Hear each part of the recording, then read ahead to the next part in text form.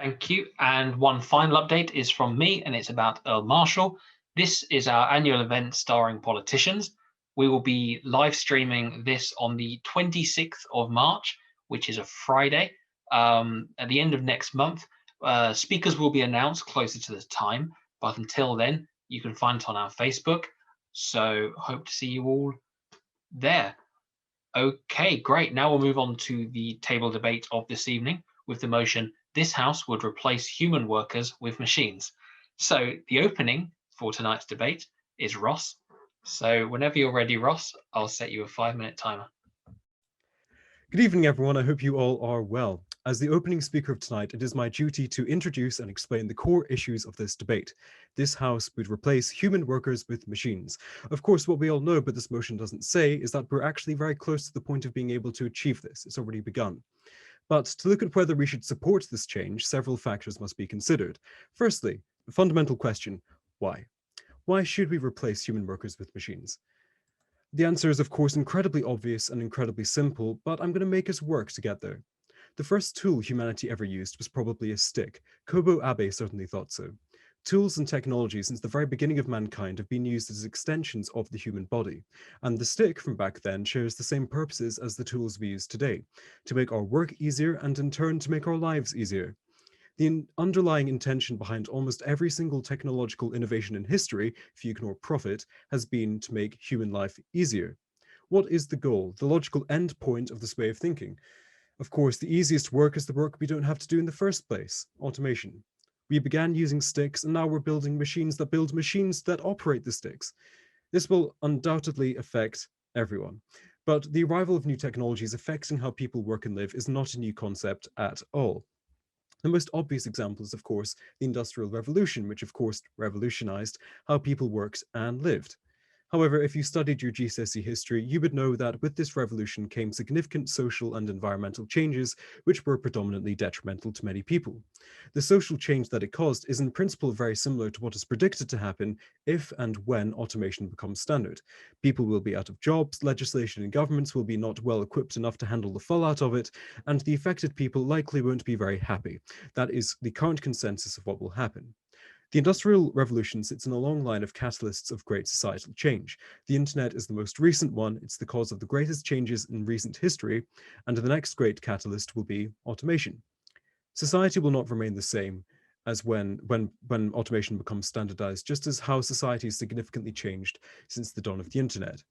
At the beginning of the internet, people feared what it would do for society, and arguably it's been a net positive aside from the creation of social media and its extremely destructive effect on humanity as a whole. Automation is the next big opportunity for humanity to embrace the incoming change, which was always going to happen, and make that change positive. Today's society is fundamentally broken in so many areas. For example, people wear clothes made by essentially slaves. Primark has a very shiny 23-page PDF on their website, their statement on modern slavery. The corporate minimalist aesthetic paired with big buzzwords may seem convincing at a glance, but if you go in Primark's online shop, you can find t-shirts being sold for £2. You cannot ethically make and sell a t-shirt for £2, especially considering that a significant percentage of that £2 will be profit. Primark is the prime example of a company that would undoubtedly go for machine labor as soon as it becomes cheaper than the shameful and unethical sweatshop labor they currently use. Thus, in theory, sweatshop workers wouldn't be exploited as much by the likes of Primark due to automation. However, this brings us to the other edge of the sword. What actually happens to the workers who are laid off in favor of machines? I imagine this will be the primary focus of the rest of tonight's debate. I'm a firm proponent of the phrase, life has no meaning without death. Like currency, the absence of something gives that thing value. From a certain point of view, one wouldn't be able to truly appreciate time off work if there is no work. One can argue that without work, future societies might become virtual reality-based pleasure cultures, where people jack into their gamer chairs with pre-fitted defecation chambers, jack off, and never make anything meaningful of their lives, a quasi-Wall-E situation. But I believe this is an oversimplified quantification of the status of working versus non-working. As I mentioned, this is the opportunity for fundamental societal change from top to bottom, the potential refocusing of humanity's productivity. The opportunity to completely realign the operations of society. I mean, this change has always been coming, and it's a brilliant excuse to restructure the world to solve great inequalities we face. It's the opportunity to implement systems of universal basic income or universal credit. It's the opportunity to radically overhaul the flawed way in which society values and treats its members. This debate isn't about whether machines will replace human workers. They will. This debate is about whether that is a good thing.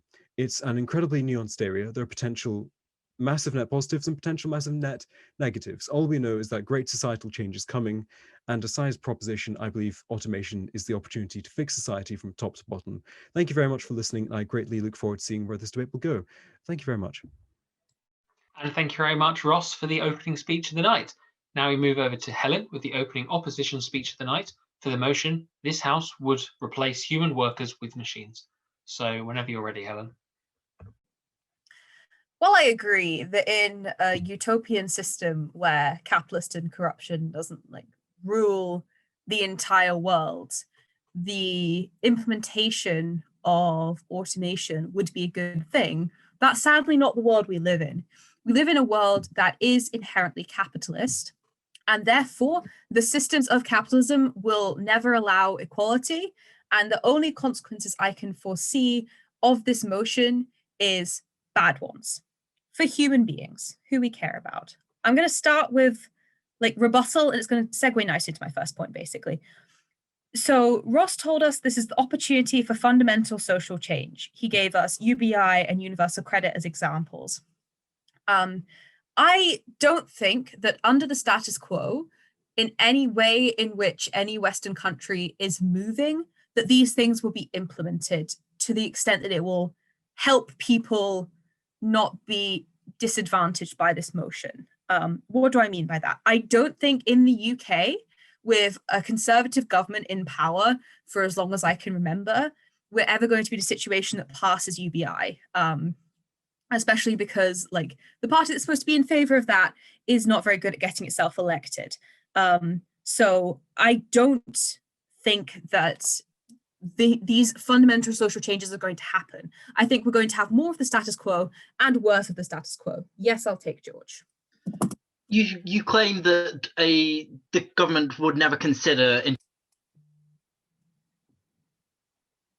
to a genuine probable reality in the space of 5 years, and we've got a government that is a Tory government that is to the left of the Labour Party on economic policy and welfare. So surely it is a possibility, and a probable possibility. I think that COVID notwithstanding, which is where a lot of these very left-wing economic policies have come from out of necessity to not get voted out, the conservative motive of small government, small government, small government means that something like a UBI, where the government hands out money for no work for no reason, means that a conservative would never actually want to do that and choose to do that or run and get elected on that situation. So I don't think that, certainly in this country, this would ever be implemented. Which brings me on to my point, which is this motion under capitalism would not work for the people. So the argument may well be that once automation happens, capitalism is overturned because we all get to be hedonistic, and that's peak communism or whatever. I don't think capitalism vanishes or is overturned solely because of automation. Why do I not think that? Because if it was going to, we would already see the signs of it. It would already have started to be overturned. Working class career fields such as manufacturing or petroleum are increasingly automated to the point that these whole career fields have left this country. And we have not heard a peep about getting rid of the people who allowed the workers who were previously in those jobs to get any aid at all, right? People are pissed off at the Tories because they haven't helped people who now don't have jobs because the manufacturing hubs of Manchester or Glasgow don't have any manufacture anymore. But we haven't had even the stirrings of revolution. In fact, we've gone further right with Brexit. So I don't think that the signs are pointing towards revolution in this circumstance. And so I don't think it's going to happen. I also think that capitalism is a self-sustaining parasite. It uses people and their labor up, it discards them. It systematically disenfranchises people that it does not want to vote, and then it chucks them by the wayside. And now that it has a new worker to exploit, it's going to quite happily do that. And the old workers, the equivalent now of the Manchester factory workers, are going to be left by the wayside. They're going to be thrown away. They're now too expensive. They're going to be, gone. What does that mean? That means there's going to be, in my mind, mass unemployment, mass poverty, and mass homelessness.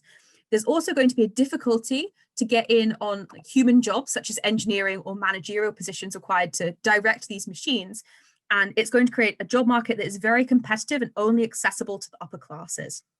Meaning that the likely situation under capitalism is you have the masses, poor and homeless and jobless, and the rich continuing to get themselves richer on the labor of things that, of the profits of labor that they have not committed, just like normal. And so for those reasons, until and unless we can overthrow capitalism, I'm not in favor of this motion. Thank you very much, Helen, for the opening opposition speech of the night. Now we move back to proposition with Gavin. So whenever you're ready, Gavin, I will start a 5-minute timer. Okay, I think I'm ready. Good. So I just want to bring back a couple of points of rebuttal. I think this idea about job losses is a significant one. However, I don't think, and I think we can see this from past evidence of automation, and I think we'll see this in the future as well, that when jobs are replaced and when jobs are made redundant, that doesn't necessarily mean that, especially if it's done in a slow process of automation, that those jobs are then, those people's lives are going to be affected and they're going to be unemployed. For example, I was made redundant once from a retail job, and that was because the job in which I was doing became not necessary, partly to do with automation, but also other things as well. And the company was very accepting and very willing to move people around departments and move people to other areas. So it's not, I don't think, a certainty of these job losses in automation that people will simply become unemployed. There'll be mass unemployment because jobs are being replaced by machines. I just don't think that's reality. I think that the reality is that unions, trade unions, are much stronger than that. They're not as strong as they perhaps were 30, 40 years ago, but there is a very different situation. And a lot of the times there's negotiations that go on when jobs are made redundant. So I think it's maybe a bit of a simplistic argument. What I want to make, the points I want to make in here can basically be summed up by the fact that this is going to happen whether we like it or not. So I feel that to stand on the side of opposition is to say that you want to rigorously oppose something that will happen, much like, you know, the market moves on or the economy moves on, and some countries are kept behind because they've got political pressures or they've got trade union pressures. It's actually comparable, I think, to the 60s and the 70s. You know, when you have effectively an economy in this country, in the UK, which is moribund. I'll take Robert. Yeah, war in the future is definitely going to happen, and I can still rigorously oppose it happening, right? I don't think that's comparable to the situation. I think when you think about I don't know how you compare war and the economy, but the fact is that the point I'm trying to make is that in the 60s and the 70s, we have an economy which is heavily subsidized by government. We have trade unions which have massive amounts of power and economies that don't work. Now, we can spend the next hour if we want to arguing about Thatcherism, the effects of Thatcherism, the consequences of it. But the sheer fact of the matter is that in the 60s and 70s, we were not seen as a healthy economical country. And that was because we opposed a lot of the changes in supply and demand that were going on. You know, jobs exported to China. What we get when we come into the 1990s and the 2000s is a much more professionalized country. Now, we can make arguments about how that's London-centric, about how it's depressed parts of the northeast, the northwest, Scotland, etc. But the fact of the matter is that the economy changed, and there had to be pragmatic decisions made to change the country with the economy. So I don't think that's a particularly strong argument. I think what I would also say is that if we don't push forward automation at the rate, at least at a slow rate, other countries will take over us. You look at the BRIC nations, Brazil, Russia, India, China. And if you think especially China is going to say for a moment that they will not replace certain industries with machines as soon as it becomes viable to do so, you know, that's mad. China will do that because their only intention is is the furtherment of the state. Now, I'm not saying that the West and the UK and other countries developed should actually be saying that we should prioritize the state before anything else. I think that would be a very silly thing to do. But the fact is, if we want to remain competitive, the only way that we can remain competitive is by accepting the reality of the economic situation that we're in. And I don't think automation has been really bad. As a final point, look at the development of things like barcodes and cashiers. They've made retail workers' jobs much more efficient. You then get, very recently, the self-service development in place in supermarkets, but other places as well. I remember a lot of people saying, when we had self-service taken off, that we would have a lot of people that would be that would be now unemployed. But again, that's not what happened. What happened is people were moved around to different departments in retail and in other industries. So I think the reality of the situation is much more difficult. And that's why I would beg you to propose the motion. Thank you very much. And thank you very much, Gavin, for the second proposition speaker this evening. Now we move back over to opposition with Robert for a 5-minute speech, starting whenever you are ready, Robert. Firstly, Gavin, we're saying that this is going to happen on either side of the house. We're not saying we should slow down automation. We're just saying that the automation that is going to happen is going to be bad for us. That's two different debates. We're certainly on the side of that sort of brings your competitiveness down. We're not advocating for Britain being less competitive on the world stage. We're just saying that whatever rate it goes at, it will probably be bad, right? I'd now like to just do one bit of rebuilding for Helen's case, because I think there's a very interesting example here that can be shown how, how business doesn't compensate well, right? Because we currently, as a standard, have a 5-hour week, right? And a lot of jobs, especially in white collar working, office work, that kind of thing, it has been shown that if you cut the 5-hour week down to a 5-day week down to a 4-day week, you don't lose a loss in productivity, and everyone in your workplace is happier because they get more time off, right? And businesses don't do this, right? They don't do this because they don't feel that paying people the same amount of wages for less hours in work is fair, even if they give out the same productivity, right? Because there's something going on in the business mind that just sort of balks at doing reasonable things that help people. So we don't actually think that the market's going to reasonably complicate for this. We think that we're going to go with what Ross said, and we're going to have an industrial revolution situation where everything goes horribly and you can't have any legislation to monitor this properly, and it's just a nightmare, right? So let's then talk about a specific example. Because recently in the news, that we've had the news that Amazon are planning to open an Amazon Fresh store in London. And what's an Amazon Fresh store? It's a store, it's a grocery shop place, but it has no cashiers, no checkers. They have people to stock the shelves, but you as a thing, you go in, you scan your phone on the way in, you walk around, you pick out whatever you want, you put it in your basket, and it automatically charges you on the way out, right? And Amazon have put a lot of money and technology into developing the stuff to do this. And you might go, why? When they could hire people, why make that investment? And there's a particular reason they're making that investment, which is they think that the easier they make it to buy something, the more people will buy, right? That's the thing. They want buying something not to feel like buying something, but to feel like just taking it, so that you don't put as much value into it, so that you buy more from them because you don't think you've spent the money, because they're playing psychological games with you, right? And so we see that we talk about production levels, and we talk about the amount of GDP that a society can produce and all that sort of stuff. But fundamentally, companies are going to use this technology and automation and all these things to make it easier for you to get stuff. and to make it easier to take your money from you, right? Money's imaginary, by the way. Just thought that we'd throw that in there, you know?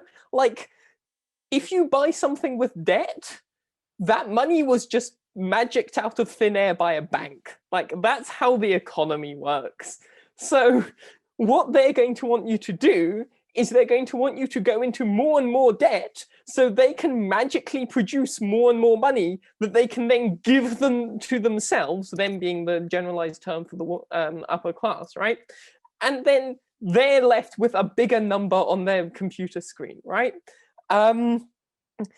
So yeah, we just don't see how this benefits the average person, right? Because we need to have ways in which you can get this technology and you can be certain that it's going to be put towards good use, that it's going to be put towards improving people's lives. And right now, the motive of the people who control the technology and the motive of the people who will be controlling these industries is not to improve people's lives. It's to make their bank account numbers go higher. And the height of a bank account number and the height of a GDP number does not have any correlation with how happy people we are. So we need more from the other side for them to show you that this will improve the average person's life. Because they've talked about less work, but that just won't cut it. Thank you very much, Robert, for the second opposition speech of this evening. Now we move back to proposition for the third time with Derek. So, Derek, whenever you're ready, I'll start a 5-minute timer. Okay. Thank you, Mr. Speaker. So the wonders of technology are what brought us here from many different locations tonight. And if we apply our technology strategically, we can benefit us all. I accept that there are many downsides and upsides to automation. There is the argument that humans are made to work, and without work, we'd be very unhappy.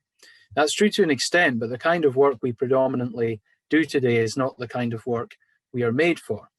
What counted as work for our ancestors was activities such as chopping wood, hunting game, or baking bread, or even collecting water from a well. And these are not things we do now routinely. Indeed, hunting and chopping wood are more sports now than actual tasks. So I would like to think about how this would affect the Western world. I know we've mentioned the East and sweatshops and exploitation there, but in modern industrialized corporate world here in the West, the work we do, we often find unsatisfactory. Nobody particularly wants to do a job in McDonald's or package in an Amazon warehouse, for instance. They're not exactly lifetime goals. And it looks like these jobs will soon be done by machines. Indeed, these companies have said that they're working on automations within the next 5 years. So machines have the potential to liberate us from being slaves to corporations, far from making us slaves to corporations, as some on the socialist end of the argument might say. And we'll be free to pursue our own passions in life. There will still be a need for human workers, and in a free market society, people may prefer to go to an independent cheese or winemaker or tailor or something like that, so that they can have the human touch, so they can say this was made by a person. And so there'll always be a room for human labor, but it will be what that person enjoys, that person's passion in life. And companies will strategically apply human communication, because not everybody wants to talk to an AI. There is also the health and safety element, which has arguably become more important now during the pandemic. Many of the dangerous occupations like climbing up a building site and occupations that put you at risk of physical injury could be done by machines. So it could mean less personal injury, less hospitalizations and personal injury claims, not all the things that go with that. So if there's less employment, there does remain the question of how people should be paid. And that links back to the question of universal basic income. Now, I know that the speaker for proposition, Helen, said that it's not a free market policy, it's not a small government policy that Tories like. But I would argue the opposite. I would say that universal basic income, which we had a debate about a few weeks ago, is certainly compatible with free market values, and it gives people some income, but it does give them the ability to invest. They can use the income to start their own business.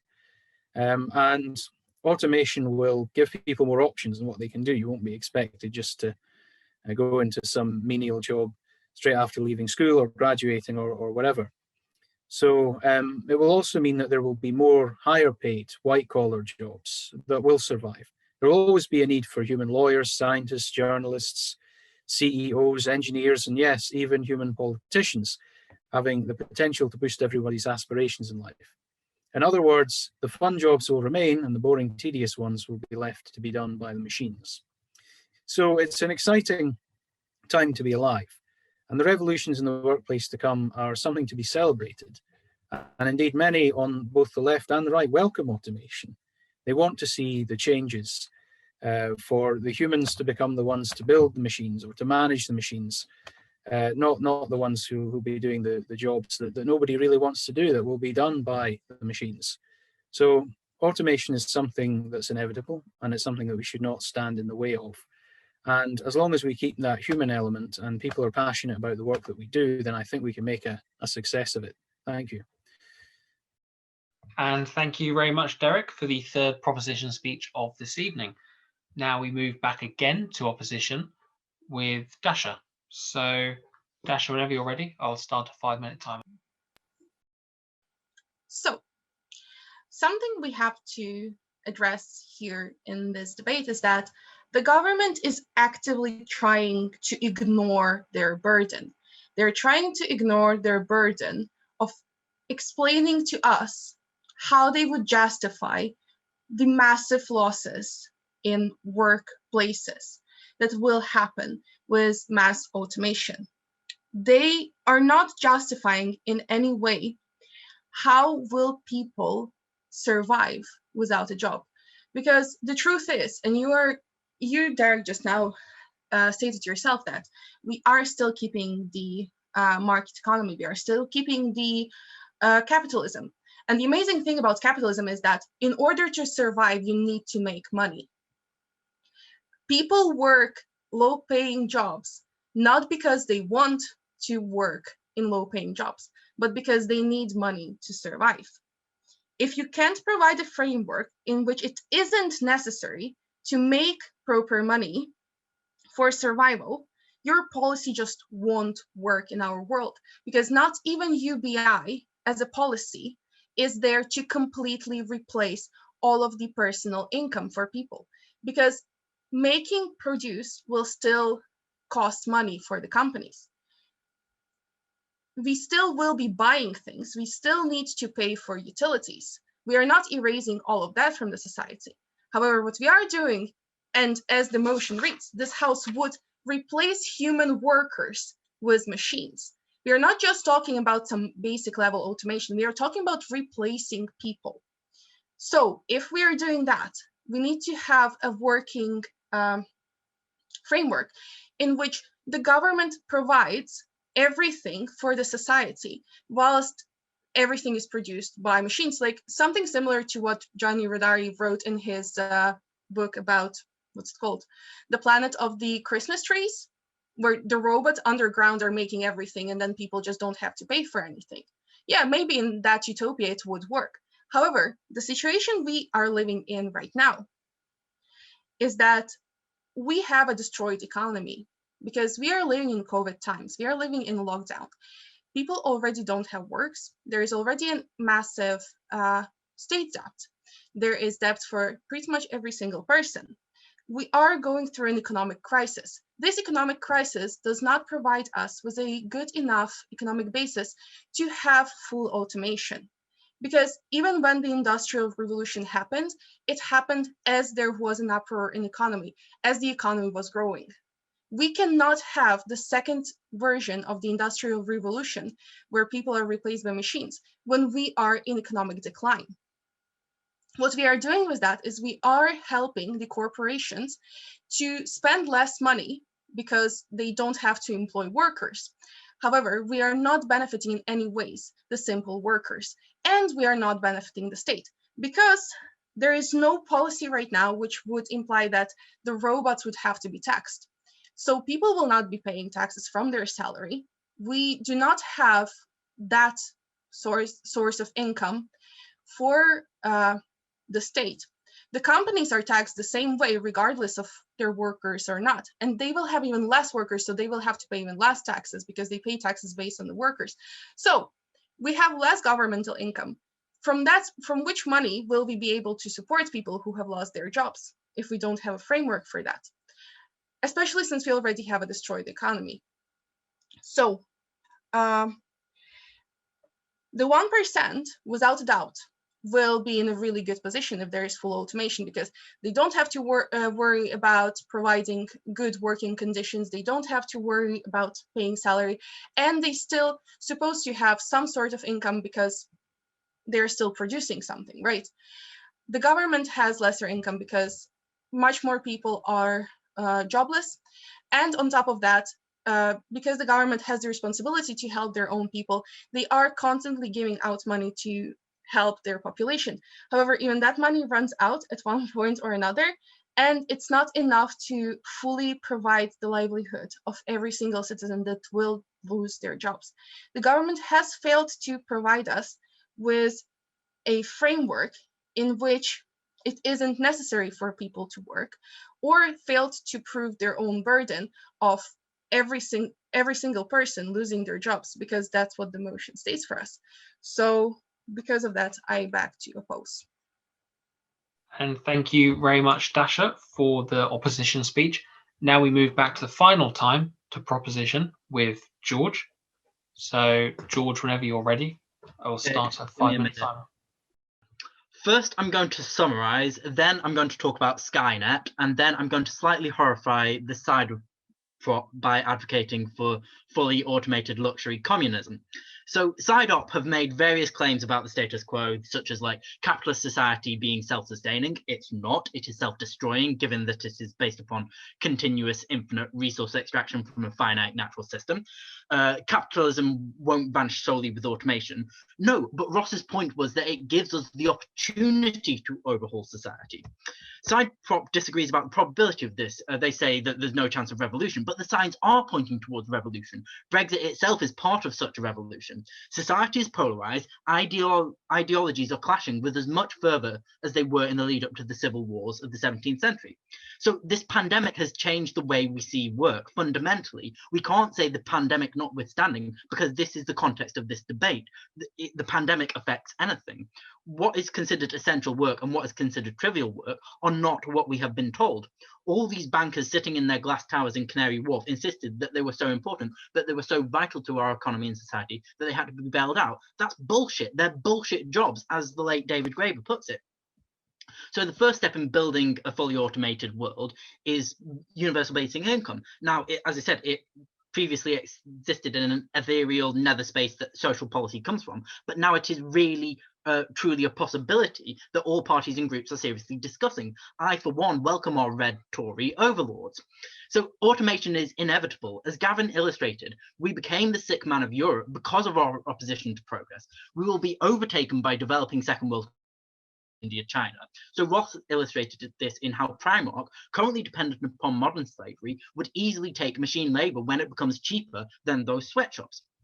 Tool use and technology have always been extensions of the human body, and for the most part of their use has been to make work and lives easier. I disagree with what Ross says in tool use always being for improvement of our lives. The Industrial Revolution was not driven by the milk of human kindness for the welfare of our fellow man. It was driven by rapacious capitalist greed. But all in all, there is no distinction between the tool use of Homo habilis out on the plains of Africa and the futuristic automation we see in Nissan factories and whatnot. So to automate our society is part of human destiny. Opposing this progress as SideOp would have us keep us chained to the status quo. One of the issues that I did think would come up in this debate is about the actual dangers of automation and machinery directly. OP have not illustrated any of these, so there are no dangers of automation directly, the idea that Alexa and Amazon are running our lives, but they haven't addressed this. Robert touched upon the idea of Amazon stores and whatnot, but doesn't address or explore the actual fundamental uncanniness and wrongness of it. So what we on Prop are not talking about is Skynet. We're talking about Roombas doing our cleaning and those Crane, Nissan arm things doing our manufacturing. These are non-intelligent, non-liberated robots. They are not artificial intelligence. Finally, in answer to Robert's question, what is the benefit here? We are freed. Fully automated luxury communism would free us from the serfdom that keeps us in the fields and the wage slavery that keeps us in the cities in bullshit jobs.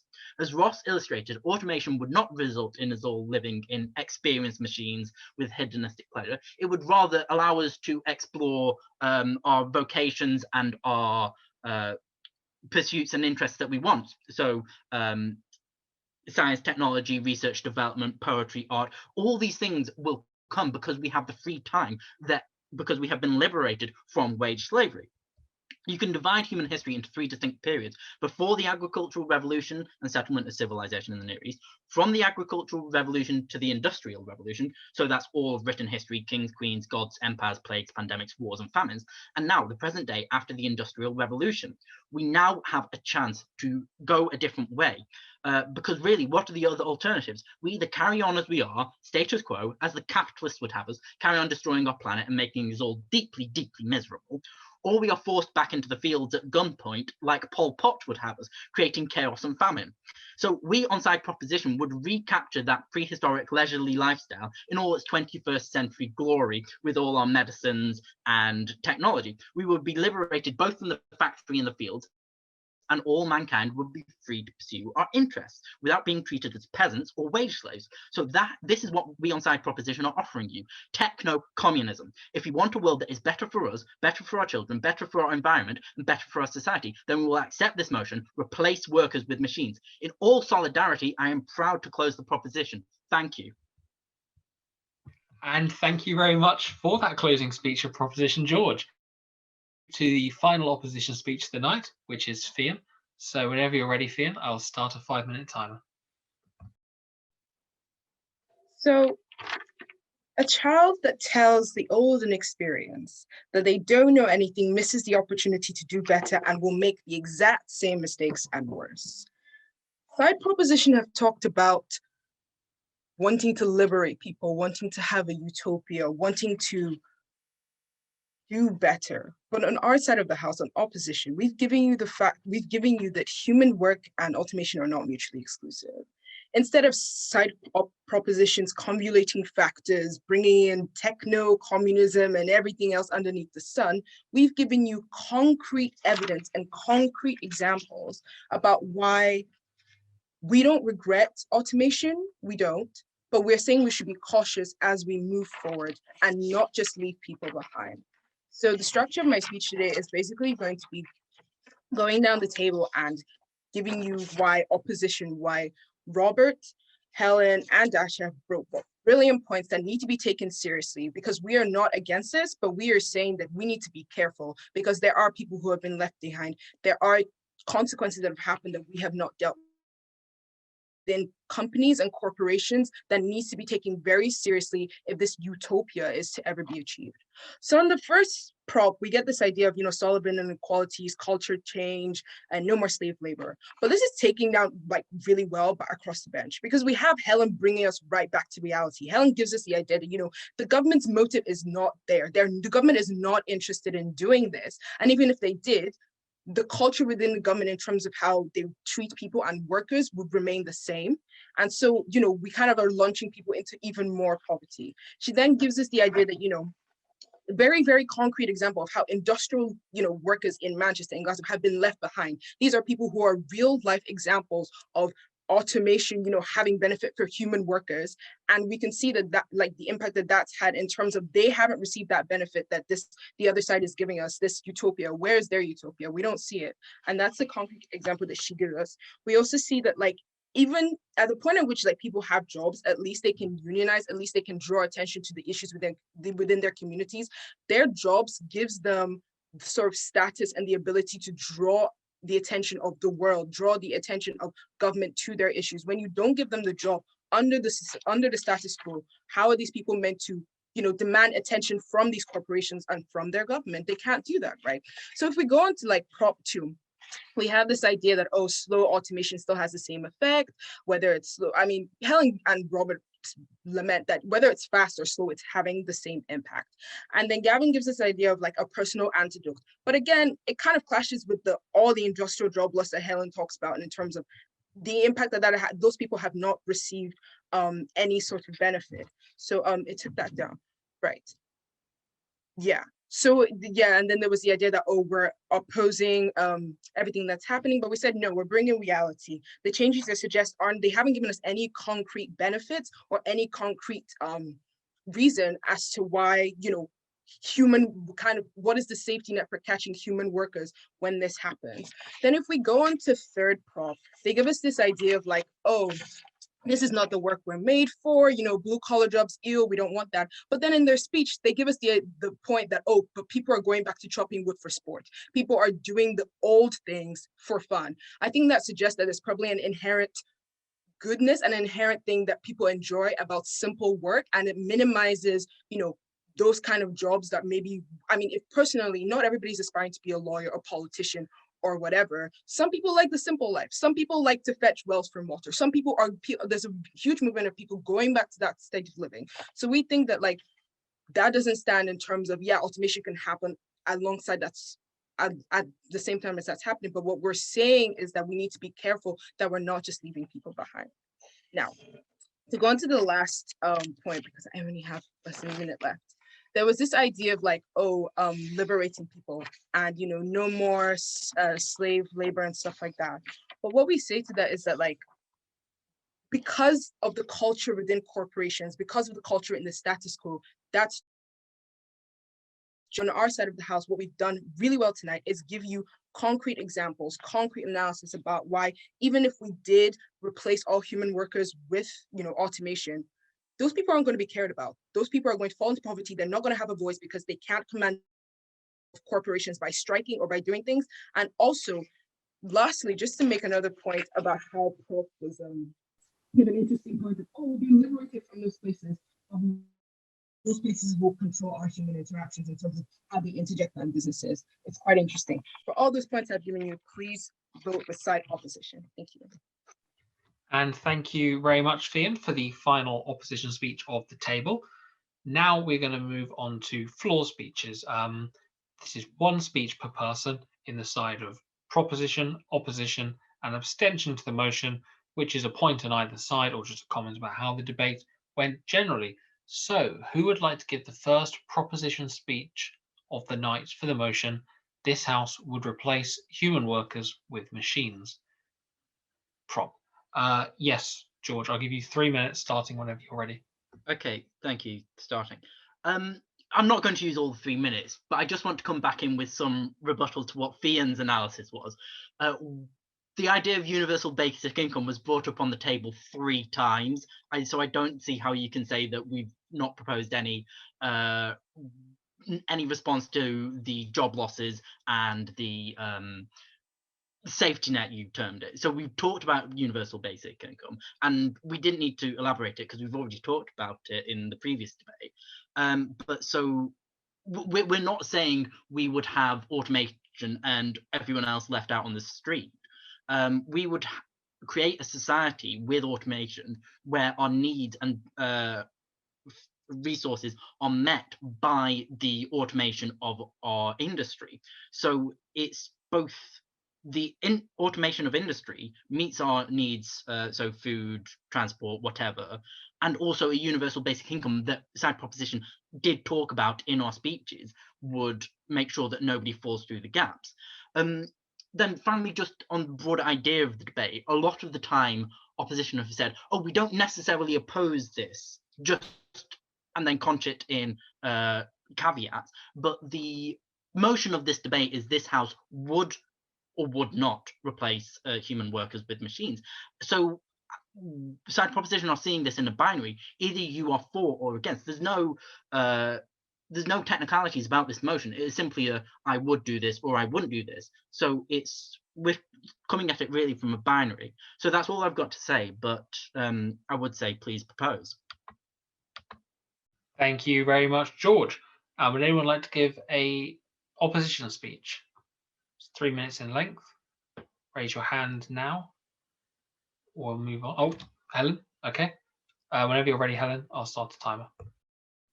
This is to elaborate on a point that got like somewhat rebutted all the way down the table, but I think is quite useful. And also I wrote an essay on it, so I have some spec knowledge.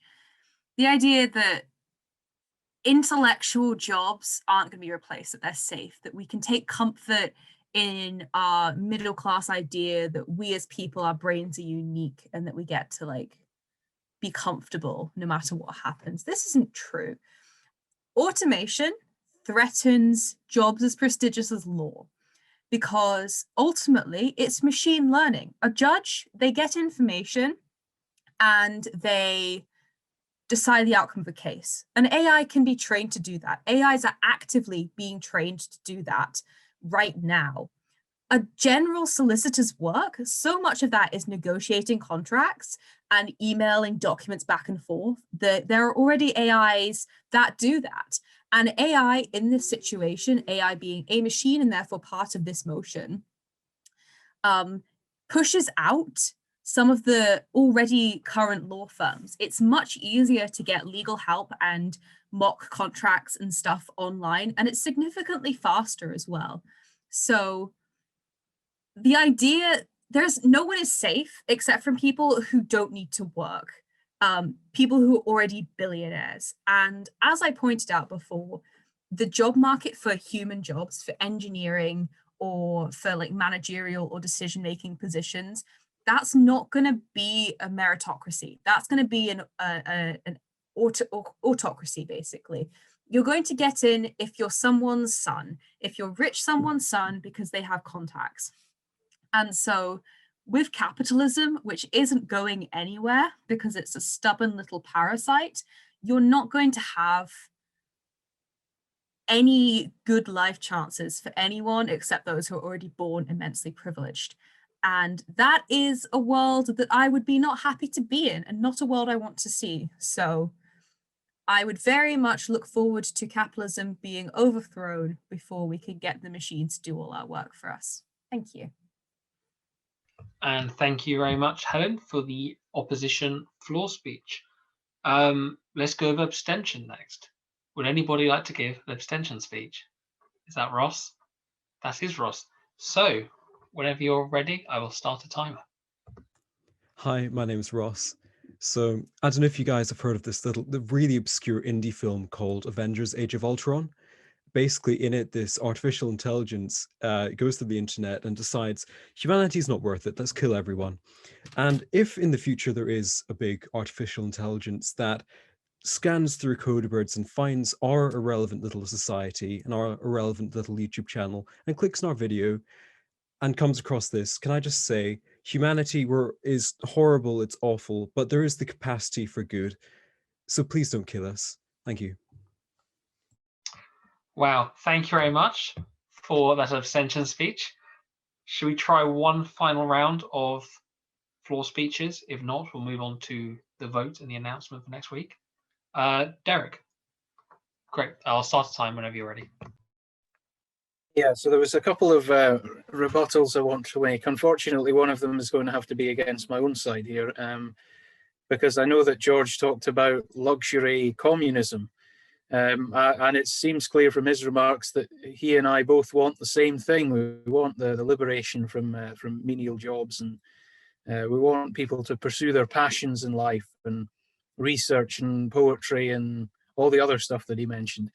But why do we need an oppressive system of state subversion and control in order for that to happen? I think a free market capitalist system is the perfect way of bringing about such a system. So my second rebuttal is in relation to Helen's point. I'm obviously a few years ahead of her in terms of studying law, and I would say that the elements of a judge being done by an AI or of a solicitor being done by an AI, no, it's just no, that's not going to happen. You need that human element in there. You need a judge who is a trusted member of the community, who has all the human emotions, who has the empathy, the understanding, as well as pure logic and reason, which would be applied by a machine. But you need that element of empathy, of understanding of the position of each party in the case in order to come to a human decision. And I think we would never accept somebody's liberty being on the line. You know, I think we will always need that human element into it. And as I said earlier, you know, there are certain people like to buy human, and I'm sure when automation does happen, people will still buy human, and from businesses on the high street. I think that can have a renaissance under automation. I mean, you can have the choice. You can either go to, you can have a factory that builds things that's done entirely by machines, but you can have a person standing at the counter of their own small business and selling it. If that's what they really want to do, you know, that's the dream. It's liberating us from that kind of high risk menial jobs that nobody seems to want to do, that have increased rates of depression and suicide and everything else in the last few years. I think automation will make people happier and will make us a happier and more prosperous society. And I don't think we'll need communism to do it as well. So thank you. And thank you very much, Derek. An opposition floor speech. If anyone, oh, Robert, yeah, great. Whenever you're ready, I'll start a timer. Okay, so some points here. One, Ross, that's not how AI works ever. But for that other stuff about AI brings up some very interesting points. Is AI ever going to be as good as humans? Maybe. This is a really interesting fact, actually, because for all technology, there seems to be a sort of curve where it starts off like not much, and then you get a rapid increase, and then it sort of plateaus off. And the thing is, when you're on that curve, you have no way of telling at what point on that curve you're. So, and we're somewhere there for AI, but we don't know if this is as good as AI gets, or if AI is going to get amazing. One thing it will never really become is self-aware, because no one's ever really going to teach it to do that. It could mimic self-awareness, but it's in the way that we currently teach AI, the only way we could get something to be as advanced as to self-aware is give it examples of what being self-aware looks like and just make it iterate on itself until it does that, which I don't think would really be self-awareness. It might be like enough to count, but I don't think it would truly be it. But they'll get as good as humans as at some things, and they will replace doctors for being able to diagnose you. They'll replace tons of information sorting things. They'll replace accountants. They'll replace financial things. They may replace economists. I don't know. Anyway, next, like something I don't think has been talked enough is that there's community in going to work. There's community in being part of a greater endeavor, right? And I don't think this is necessarily going to be replaced. And it's because we're very bad at replacing community, especially in our current days. Like this might change. We might go into some sort of massive revival of like community and everything. The religiosity is on the rise in some places. That's often very firmly linked with community. But if you look at towns that are post-industrial, one of the things you often see about them is they've lost a sense of community. They've lost a sense of belonging, and the people in their lives get worse for that. And I think that will be a consequence of automation, should be included. And finally, China was brought up at the beginning of the debate, and I think it's worth talking about again, right? Because there's several things that could happen to China because of automation. Like China might be a leader in it, they might take it forward and do stuff, but it could also be very dangerous for them, right? Because China is currently transitioning between like a industrial economy and a service economy.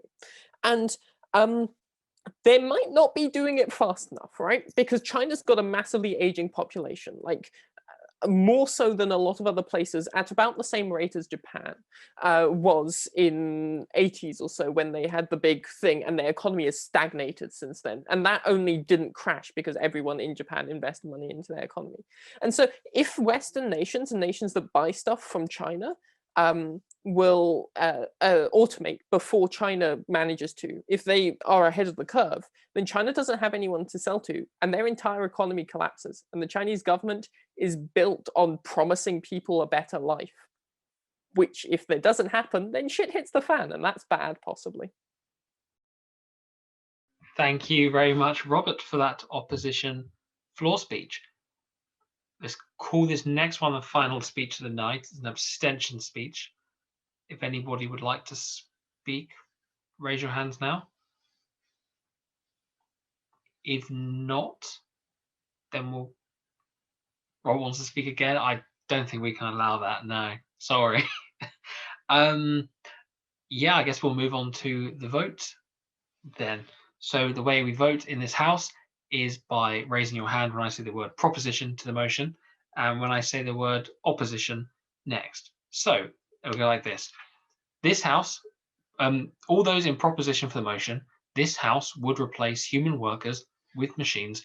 Please raise your hands now.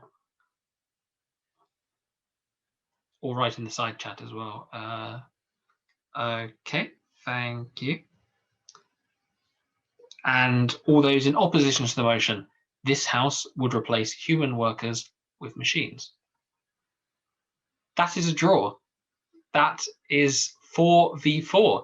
So this house does not know whether it would replace human workers with machines. But then again, I'm sure the machines could end up with not a draw. Right, okay, so we're going to announce next week's motion. So next week we will be debating the motion, this house would allow Shamima Begum to reclaim UK citizenship. And it's a collaboration, the 6th annual Debater versus Mooting event. So come and check it out. People of the YouTube recording thing, yeah. Thank you very much. This one won't be recorded next week, so you have to show up to it to see it. That's a request from the Mooting Society about putting it on YouTube afterwards. So yeah, until then, we have training during the week, Earl Marshall at the end of next month, and hoodies out early next week. So until next week, thank you very much everybody for showing up, and see you again very soon.